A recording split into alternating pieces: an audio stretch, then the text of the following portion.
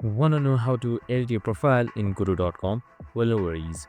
In this video, I'm going to show you an easy step-by-step plan on how you can do it in just under a minute. So it's super simple.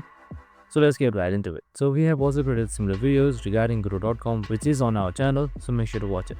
So once everything is done, in order to edit your profile, it's super simple. So right here you should be under the Guru.com main dashboard once you have logged in, and on the top right side you should be seeing some avatar right here. You can just simply select that, or you can also directly select edit profile right here. If it does not so, you can head towards top right side and then select edit profile, and you should be under edit profile tab. Now there are various things that you can do under edit profile. So what thing you can do is you can just simply edit your profile by simply selecting this pencil icon, your username, your cover image that you can add, or your cover photo, your about details, services, portfolio, and much more. So you can simply scroll all the way down and also add websites, images, videos, Facebooks, and much more. And that's it, super simple and easy. Now, I hope this video helped. If it did, make sure to like, subscribe, and tune in with us for more similar videos. See you in the next one.